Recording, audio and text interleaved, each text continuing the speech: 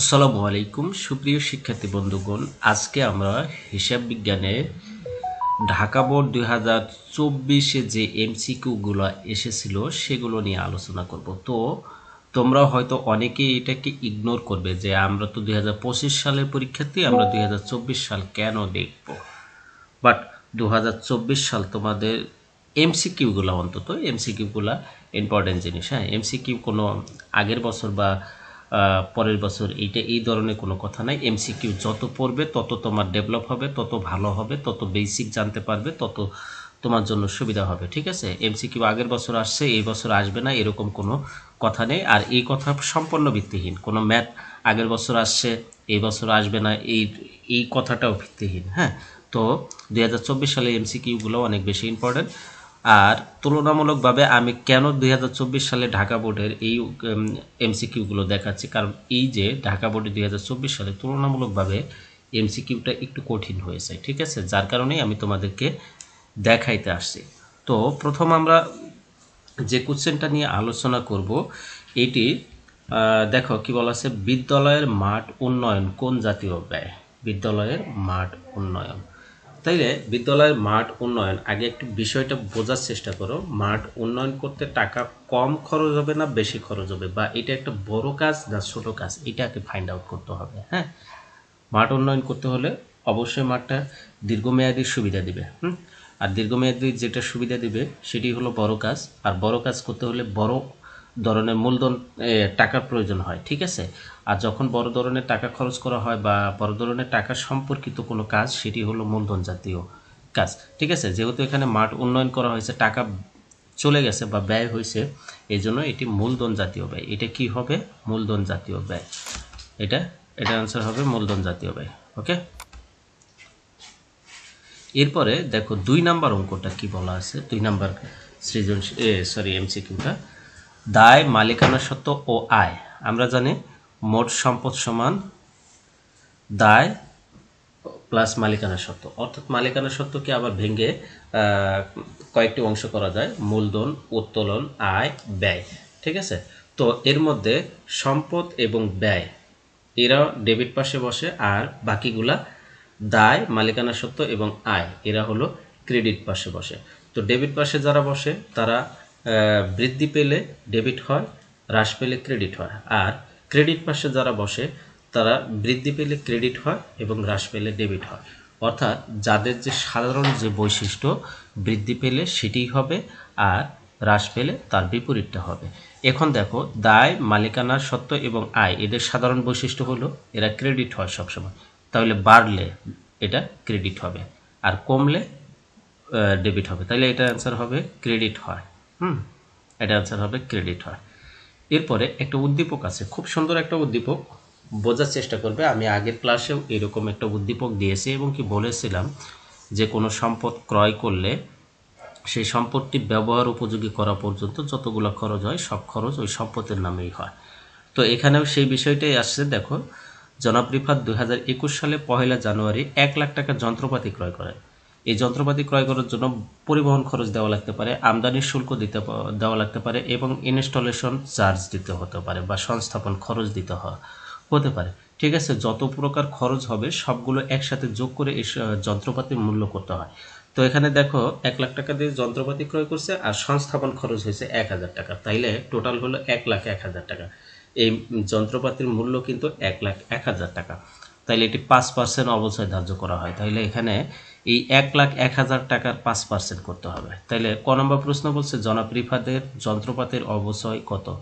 তাহলে 1,01,000-এ 5% হবে 5,050 টাকা। এই সৃজনশীলটায় অনেকেই খ নাম্বার অ্যান্সার করেছে বা 5,000 টাকা অ্যান্সার করেছো, যারা একদম নিঃসন্দেহে একদম পারফেক্টলি বা নির্ভেজাল ভুল করেছো তোমরা।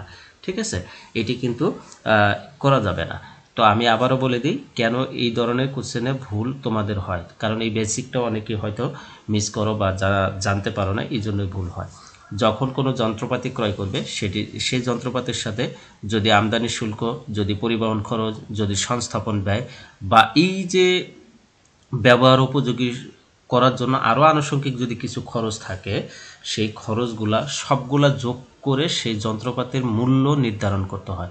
আর সেই মোট মূল্য থেকে অবশ্যই নির্ধারণ করা হয়। তার মানে বুঝতে পারছো, এখানে মোট মূল্য হচ্ছে 1,01,000, 1,01,000-এর 5% হবে 5,550 টাকা। হ্যাঁ, এরপরে দেখো যন্ত্রপাতির সংস্থাপন ব্যয় দ্বারা নিচের কোনটি প্রভাবিত হয়?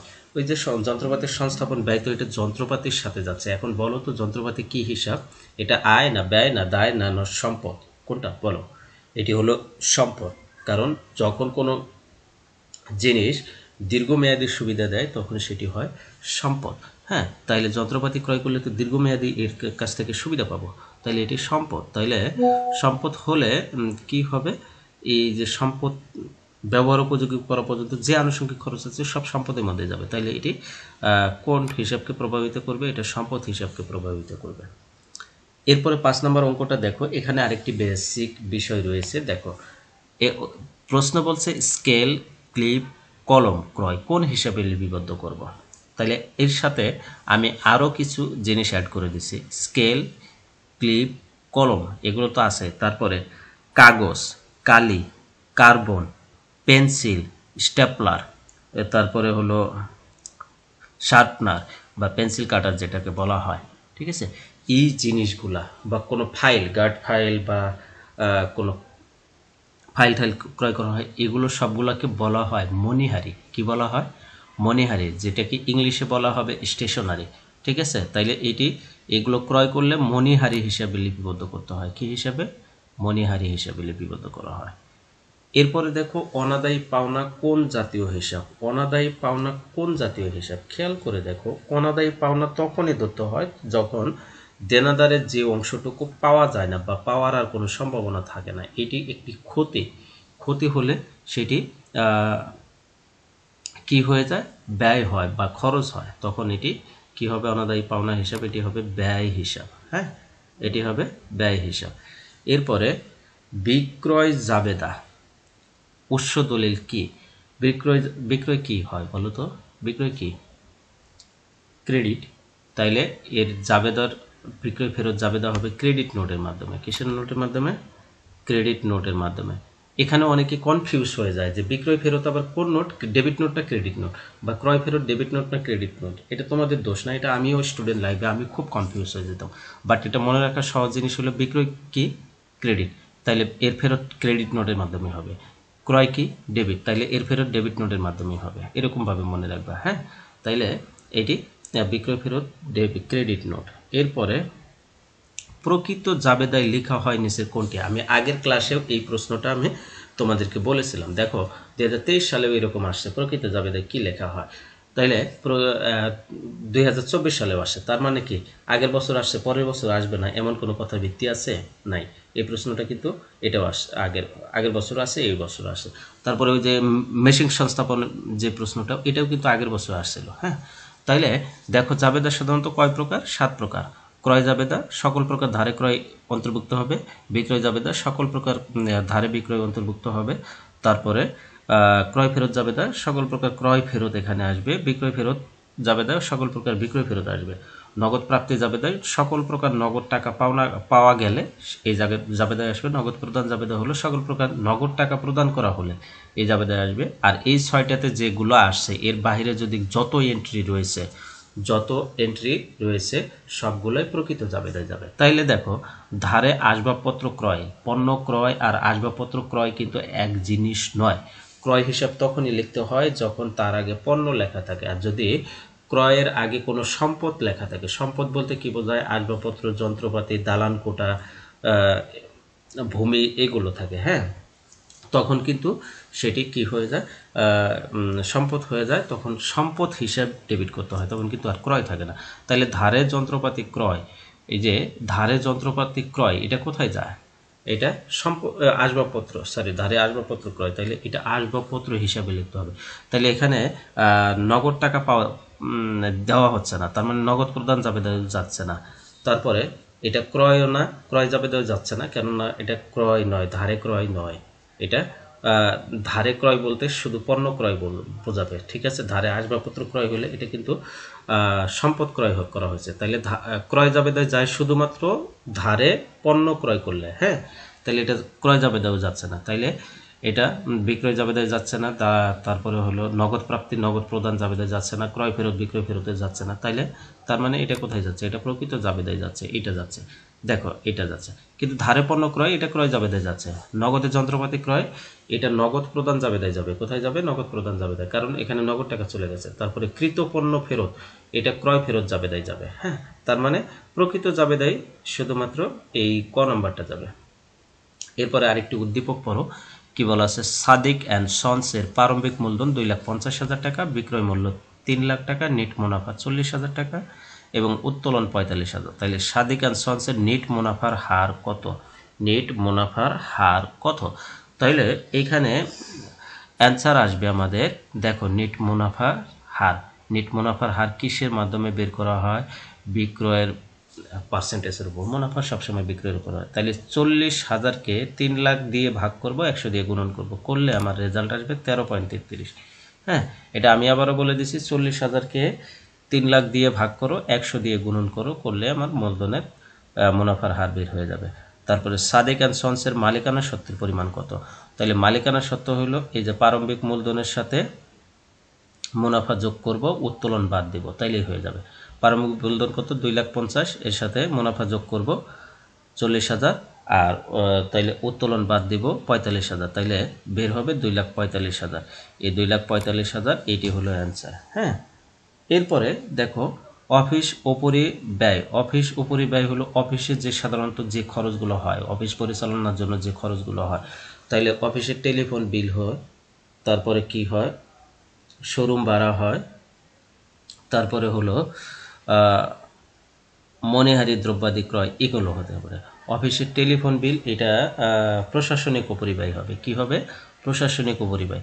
শোরুম ভাড়া এবং মণিহারি দ্রব্যাদি এগুলো হলো অফিস উপরিব্যয়। তাইলে এই দুইটা হবে এর অ্যান্সার। হ্যাঁ, এটা গ নাম্বার অ্যান্সার হবে। এরপরে দেখো প্রত্যক্ষ শ্রম ও কারখানা উপরিব্যয়ের সমষ্টিকে কি বলা হয়? প্রত্যক্ষ শ্রম এবং কারখানা উপরিব্যয়ের সমষ্টিকে বলা হয় এটি রূপান্তর ব্যয়। কি ব্যয়? রূপান্তর ব্যয়। ঠিক আছে, মুখ্য ব্যয়, রূপান্তর ব্যয়, তারপরে হলো কারখানা ব্যয়, উৎপাদন ব্যয়, এগুলো কিন্তু স্টেপ বাই স্টেপ আলোচনা করা হয়। হ্যাঁ, তাইলে দেখো এরপরে 13 নম্বর প্রশ্ন তো বলছে পরিবারের শিক্ষা খাতে খরচের হার কত? পরিবারের শিক্ষা খাতে খরচের হার 10 থেকে 15% হবে। কত হবে? 10 থেকে 15% হবে। তাহলে এটার অ্যান্সার হবে, আমি আবারও দেখাই দিচ্ছি, এটা 10 থেকে 15%। হ্যাঁ, এরপরে সুনাম কোন ধরনের সম্পদ? সুনাম এটাই অদৃশ্যমান সম্পদ। সুনামকে দেখা যায় না, ধরা যায় না, ছোঁয়া যায় না। ঠিক আছে, এটা স্থায়ী সম্পদ বাট অদৃশ্যমান সম্পদ। এটি কি? অদৃশ্যমান সম্পদ। ঠিক আছে, হিসাব বিজ্ঞান কি? হিসাব বিজ্ঞান কি? তাইলে হিসাব বিজ্ঞান হলো একটি তথ্য ব্যবস্থা। কি? তথ্য ব্যবস্থা। ঠিক আছে, হিসাব বিজ্ঞান কলা ও বিজ্ঞান উভয়ই। ঠিক আছে, বাট হিসাব বিজ্ঞানের মূল ইথিক্সটা হলো এটি একটি তথ্য ব্যবস্থা।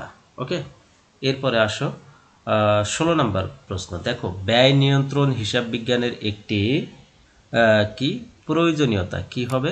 প্রয়োজনীয়তা।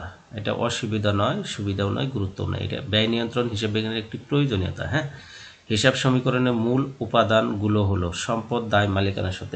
এই তিনটাই মূল উপাদান। হ্যাঁ, তিনটাই, এটা এই তিনটাই সম্পদ, দায়, মালিকানা সত্ত্ব। ক্রেডিট নোট প্রস্তুত করে। হ্যাঁ, কে ক্রেডিট নোট প্রস্তুত করে? তাইলে ক্রেডিট নোট কে প্রস্তুত করবে? বিক্রেতা। ঠিক আছে, মানে বিক্রয় ফেরত দিলেই তো ক্রেডিট নোট করা হয়, তাই না? তাইলে বিক্রেতা। ঠিক আছে, তারপরে হলো কি দেওয়া আছে? কোনটি সঠিক? এ সমান, এ হলো অ্যাসেট মানে সম্পদ, এ সম্পদ সমান দায় প্লাস মালিকানা সত্ত্ব। তাইলে দেখো দায় প্লাস মালিকানা সত্ত্ব কোথায় আছে? অর্থাৎ এখানে দেখো এ সমান এল প্লাস ই হবে না, এখানে দেওয়া আছে এল মাইনাস ই, এটা হবে না। এটা যদি এল প্লাস ই হইতো তাহলে ঠিক আছে। এখানে দেওয়া আছে এ প্লাস এল, এখন এল যদি এই পাশে নিয়ে আসি, এর সাথে নিয়ে আসি, তাহলে এর সাথে মাইনাস হবে, তাহলে এ মাইনাস এল সমান ই হওয়া উচিত ছিল, বাট ই নাই, এখানে এফ আছে। এফের তো কোনো ফর্মুলাই নাই, তাহলে এটা এমনিই বাদ, এফ এর কারণে বাদ। ই সমান এ মাইনাস এল, ই সমান এ মাইনাস এল হতে পারে, তাই না? কারণ এল যদি এর পাশে নিয়ে আসে তাহলে মাইনাস হয়ে যাবে, সমান ই থাকবে এই পাশে, তাই না? তাহলে এটা হতে পারে, এটা এটা হবে, এটা হবে, বাট এটা হবে না। এল সমান এ প্লাস ই হবে না, এটা এ মাইনাস ই হবে। এল সমান এ মাইনাস ই হবে। ওকে, এরপরে দেখো প্রতিষ্ঠানের দায় কোনটি? দেনাদার, দেনাদার প্রতিষ্ঠানের সম্পদ, চলতি সম্পদ। সুনাম প্রতিষ্ঠানের সম্পদ, প্রাপ্য বিল এটাও সম্পদ। মালিকানা সত্ত্ব এটি হলো প্রতিষ্ঠানের দায়, ঠিক আছে? এটাই প্রতিষ্ঠানের দায়, ঠিক আছে? যদিও এটা মালিকানা সত্ত্ব দায় থেকে আলাদা, বাট এটা দায়ই ধরতে হয়, প্রতিষ্ঠানের জন্য দায়, এটা মালিককে পরিশোধ করতে হবে। হ্যাঁ, এরপরে দেখো যদি প্রারম্ভিক মূলধন 70,000 টাকা, সমাপনী মূলধন 95,000 টাকা এবং মালিকের উত্তোলন 20,000 টাকা হয়, তবে মুনাফা কত? এইটা অ্যান্সারটা হবে কত হবে? দেখো প্রারম্ভিক সমাপনী মূলধনের সাথে উত্তোলন যোগ করতে হবে, আর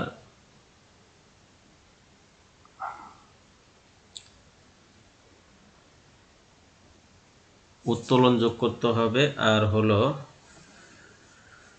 প্রারম্ভিক মূলধন বাদ দিলে মুনাফা বের হয়ে যাবে। মুনাফার সূত্র হলো সমাপনী মূলধন প্লাস উত্তোলন মাইনাস প্রারম্ভিক মূলধন। তাইলে 95,000-এর সাথে 20,000 যোগ করব, কত হবে? 1,15,000। 1,15,000 থেকে 70,000 বাদ দিলে এটার অ্যান্সার হবে 45,000, ঠিক আছে? এটি অ্যান্সার। এরপরে 22 নম্বর প্রশ্ন বলা আছে পুরাতন যন্ত্রপাতি বিক্রয়লব্ধ অর্থ কি হবে? মূলধন জাতীয় প্রাপ্তি না মূলধন জাতীয় আয়, মুনাফা জাতীয় প্রাপ্তি? দেখো কোনো জিনিস বিক্রয় করে যে অংশটুকু পাওয়া হয় সেটি হলো প্রাপ্তি, ঠিক আছে? আর এর মধ্যে যেটুকু লাভ হয় সেটি হলো আয়। তো এখানে পুরাতন যন্ত্রপাতি যেহেতু সম্পদ, সম্পদ ক্রয় বা বিক্রয় করলে কিন্তু এখানে মূলধন জাতীয় বিষয়ই হয়, বাট এখানে মূলধন জাতীয় প্রাপ্তি হবে না মূলধন জাতীয় আয় হবে, এটা নিয়েই তোমরা কনফিউজ করবে। তো এই বিষয়টা একটু বুঝে নাও যে মূলধন জাতীয় প্রাপ্তি কখন হবে। মূলধন জাতীয় প্রাপ্তি হবে কোনো কিছু বিক্রয় করে বা কোনো কিছুর বিনিময়ে যে পরিমাণ অর্থ প্রাপ্তি ঘটে বা যত টাকা আসে সব সমুদয় অর্থ হলো প্রাপ্তি, আর এর মধ্যে যদি আয়ের কিছু অংশ থাকে সেটি হলো আয়। হ্যাঁ, তার মানে এই যে যন্ত্রপাতি বিক্রয় লব্ধ অর্থ, যন্ত্রপাতি বিক্রি করে যত টাকা পাইছে সবগুলো মূলধন জাতীয় প্রাপ্তি, এটার অ্যান্সার হবে মূলধন জাতীয় প্রাপ্তি। এরপরে দেখো কুঋণ অবলোকন করা হলো 1500 টাকা, এর জাবেদা কি হবে? কুঋণ অবলোকন করা হলো 1500 টাকা, ঠিক আছে? তাইলে এখানে কুঋণ অবলোকন করলে দেনাদার কমে যাবে। কি কমে যাবে? দেনাদার কমে যাবে। তাইলে দেনাদারকে ক্রেডিট করতে হবে। তাহলে দেনাদার ক্রেডিট কোথায় আছে দেখো তো? দেনাদার হিসাব ক্রেডিট এখানে আছে, বাট এখানে আছে কুঋণ হিসাব ডেবিট। আমি তো কুঋণ অবলোকন করা হয়েছে, কুঋণ সঞ্চিতি করতে হবে। কি করতে হবে? কুঋণ সঞ্চিতি লিখতে হবে যখন কুঋণকে অবলোকন করা হয়। তাইলে এই যে দেনাদার হিসাব ক্রেডিট এখানে আরেকটা রয়েছে, তাইলে এইটার সাথে কুঋণ সঞ্চিতি হিসাব ডেবিট এটা মিল আছে, তাইলে এটার অ্যান্সার হবে এইটা। হ্যাঁ, ওকে। এরপরে 24 নম্বর বলছে বিলের স্বীকৃতি দিলে কোথায় লিপিবদ্ধ করা হয়? বিলে স্বীকৃতি দিলে কোথায় লিপিবদ্ধ করা হয়? প্রদেয় বিল হিসাবে। কেউ যদি বিলের স্বীকৃতি দেয় তাহলে প্রদেয় বিলে হিসাবে লিপিবদ্ধ করতে হবে, আর বিলের স্বীকৃতি পাইলে প্রাপ্য বিল হিসাবে লিপিবদ্ধ করতে হয়। হ্যাঁ, এরপরে দেখো খতিয়ানের ডেবিট উদ্বৃত্ত দ্বারা প্রকাশ পায়। ডেবিটে কি থাকে? সম্পদ আর খরচ থাকে, তাইলে সব্য। আমি এইভাবে মনে রাখতাম, সব্য সম্পদের স আর ব্যয়ের বয় জফালা, ঠিক আছে? এর সব্য সমান আদম, এরকম মনে করতাম। আদম, আদম বলতে কি? আতে আয় আর দতে দায় এবং মতে মালিকানা সত্ত্ব, ঠিক আছে? সব্য সমান আদম। সব্য হলো ডেবিট আর আদম হলো ক্রেডিট। তাহলে সম্পদ এবং ব্যয় হলো ডেবিট, আয় দায় এবং মালিকানা সত্ত্ব হলো ক্রেডিট। তাহলে এখানে দেখো ডেবিট উদ্বৃত্ত দ্বারা প্রকাশ করে সম্পদ এবং খরচ, তার মানে এটার অ্যান্সার 1 আর 2, এইটা 1 আর 2। এরপরে কি আছে? 26 নাম্বার আছে নিম্নের কোন হিসাবটি ডেবিট ক্রেডিট ব্যালেন্স হবে? Credit balance. তাইলে ক্রেডিট ব্যালেন্স কি হতে পারে? যেটি আয় হবে সেটি হলো ক্রেডিট ব্যালেন্স হতে পারে। দেখো উত্তোলনের সুদ এটি ব্যয়,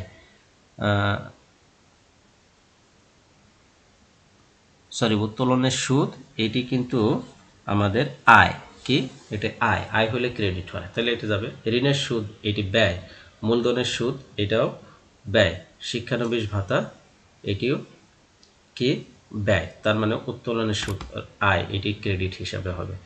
এরপরে 27 নম্বর প্রশ্নটা বলছে এক গড়া নগদান বই সর্বদাই প্রকাশ করে কি। এক গড়ায় নগদান বই সর্বদা কি প্রকাশ করে, ডেবিট উদ্বৃত্ত প্রকাশ করে। কি উদ্বৃত্ত প্রকাশ করে, ডেবিট উদ্বৃত্ত প্রকাশ করে। খেয়াল করবে দেখবা এক গড়া নগদান বইতে শুধুমাত্র নগদান হিসাব দেয়, আর নগদান হিসাবে সবসময় ডেবিট ব্যালেন্স থাকবে, ঠিক আছে, এটা ক্রেডিট হবে না। অর্থাৎ তোমার পকেটে 10 টাকা আছে, তুমি 20 টাকা ব্যয় করতে পারবে না, তাই না। নগদিন লেনদেন করতে গেলে তোমার 20 টাকা রেখে তুমি 20 টাকা পকেটে 10 টাকা নিয়ে 20 টাকা তো ব্যয় করতে পারবে না, এই জন্য নগদান হিসাব সবসময় ডেবিট উদ্বৃত্ত হয়। এরপর 28 নম্বর দেখো কোনটি বিপরীত দাখিলায় অন্তর্ভুক্ত হয়। বিপরীত দাখিলায় অন্তর্ভুক্ত হয় কোনটি, তাহলে বিপরীত দাখিলায় অন্তর্ভুক্ত হয়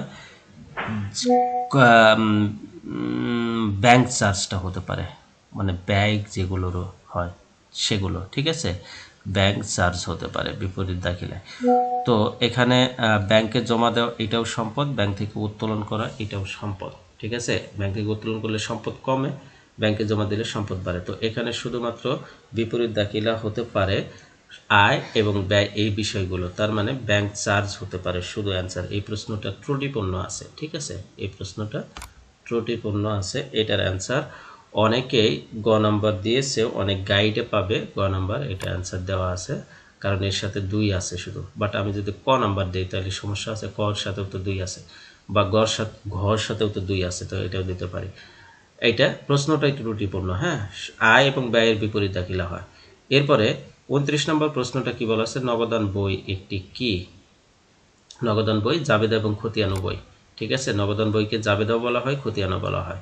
কোনটি প্রস্তুত করা জরুরি নয়, কোনটি প্রস্তুত করা জরুরি নয়, দেখো আর্থিক বিবরণী প্রতিষ্ঠানের আর্থিক অবস্থা নির্ধারণ করে, খতিয়ান অবশ্যই করতে হবে প্রত্যেকটি হিসাবের ইন্ডিভিজুয়াল ব্যালেন্স বের করার জন্য। উদ্বৃত্তপত্র আর আর্থিক বিবরণী একই জিনিস, তাইলে এটা আর্থিক অবস্থা নির্ধারণ করে, বাট রেওয়ামিল না তৈরি করলেও চলে, ঠিক আছে, রেওয়ামিল না তৈরি করলে চলে। তো এই ছিল আজকের ক্লাসে আলোচনার বিষয়। আশা রাখি তোমাদের খুব ভালো একটা উপকারী একটা ক্লাস গেল। আর 24 সালে যেরকম এমসিকিউটা একটু কঠিন হয়েছিল, তোমাদের এরকম কঠিন না হোক সেই প্রত্যাশা রাখি, ঠিক আছে। তোমাদের সাথে প্রতিনিয়ত এখন দেখা হবে পরীক্ষার আগ পর্যন্ত এইভাবে সাজেশনমূলক ক্লাস নিয়ে। সবাই ভালো থাকো, সুস্থ থাকো, দেখা হচ্ছে পরবর্তী ক্লাসে। আল্লাহ হাফেজ।